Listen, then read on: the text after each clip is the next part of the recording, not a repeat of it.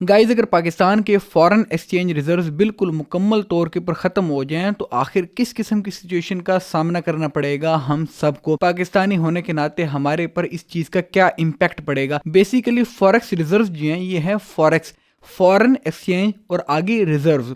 Foreign exchange का क्या मतलब होता है कि जो दुनिया के अंदर हमारी करेंसी के मुतबादिल कोई भी करेंसी को हम अपने पास एज अ रिजर्व रखते हैं फॉर इंटरनेशनल ट्रेड। किसी भी मुल्क से जब हमने तिजारत करनी हो, कोई भी सामान की लेन देन करनी हो, तो हम जिस करेंसी को इस्तेमाल करते हैं वो होती है हमारी ज़र मुबादला। और हम लोग जिस करेंसी को सबसे ज़्यादा यूटिलाइज करते हैं इंटरनेशनल ट्रेड के अंदर वो है यूनाइटेड स्टेट्स का यूएस डॉलर। डॉलर को यूटिलाइज करते हैं हम, बल्कि पूरी दुनिया के अंदर सबसे ज़्यादा यूटिलाइज होने वाली करेंसी है ही डॉलर अब तक।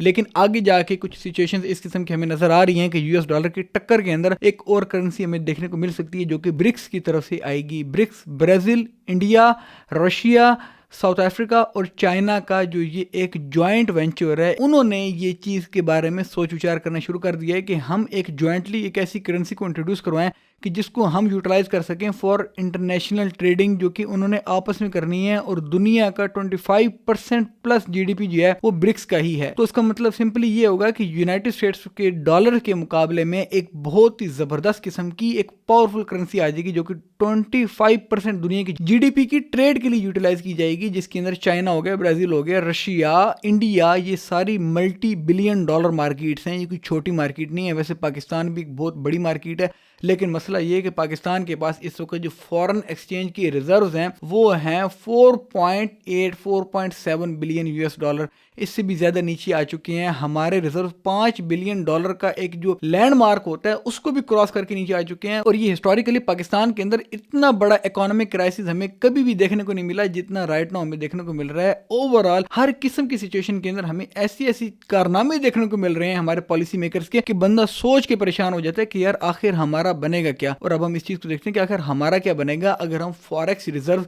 को बिल्कुल ही जीरो कर लेंगे। तो हमने क्या करना है आखिर। सबसे पहले जो हमारे फॉरेन एक्सचेंज रिजर्व्स खत्म होती हैं उसका सबसे बड़ा इंपैक्ट पड़ता है हमारी इंपोर्ट्स के ऊपर। देखें, आपके पास जब तक रिजर्व हैं तब तक आपके दो मामला सेटल चल रहे हैं। एक तो आपके जो बैरूनी कर्जे हैं उनकी जो किस्तें वगैरह हैं, सारे के सारे मामला वो आप इजीली हैंडल कर सकते हैं। उसके बाद नंबर 2 पर आती है आपकी इंटरनेशनल ट्रेड। जितनी भी आप इंटरनेशनल ट्रेडिंग करते हैं वो सारी की सारी फॉरेन एक्सचेंज की रिजर्व से की जाती है और वो आपकी फुल मुकम्मल तौर पर स्टॉप हो जाएगी। अब उस इंपोर्ट के स्टॉप होने के बाद जो हमारे पर सबसे बड़ा इंपैक्ट पड़ेगा और सबसे पहला जो हमारे पर इंपैक्ट पड़ेगा वो यही पड़ेगा कि हमारी जो पेट्रोलियम मसनूआत हैं वो सारी की सारी हम करते हैं जी इंपोर्ट। मुबारक हो जी, हमारी जितनी भी पेट्रोलियम मसनूआत हैं वो सारी की सारी हम इंपोर्ट करते हैं बाहर के मुल्कों से और वो हमारी रुक जाएंगी, जिसके ज़रिए हम सारी की सारी एनर्जी अपनी जनरेट करते हैं। बिजली की जितनी भी आपकी कंजम्पशन है उसमें एक बहुत बड़ी परसेंटेज जो है वो पेट्रोलियम मसनूआत को यूटिलाइज करके बनाई जाती है। ना कि हमारे पास वो डैम्स बने हैं, ना हमारे पास वो सोलर एनर्जी के सिस्टम्स हैं, ना हमारे पास कोई भी इस किस्म का अल्टरनेटिव सोर्स है जिसको हम यूटिलाइज कर सकें सिवाय पेट्रोलियम के, ताकि हम अपनी एनर्जी की ज़रूरियात को पूरे कर सकें। सबसे बड़ा जो हमारे पर इम्पैक्ट पड़ेगा वो ये पड़ेगा। और दूसरे नंबर पर हमारे पे ये इम्पैक्ट पड़ेगा कि जितनी भी इंपोर्टेड चीज़ें हैं जो कि हमारे लिए काफ़ी ज़्यादा एसेंशियल होती हैं वो मिलनी बहुत ज़्यादा मुश्किल हो जाएंगी। मोस्टली चीज़ें आपको ब्लैक आउट होती नज़र आ जाएंगी। काफ़ी ज़्यादा चीज़ें ब्लैक में चली जाएंगी, लोग ब्लैक करके बेचना शुरू कर देंगे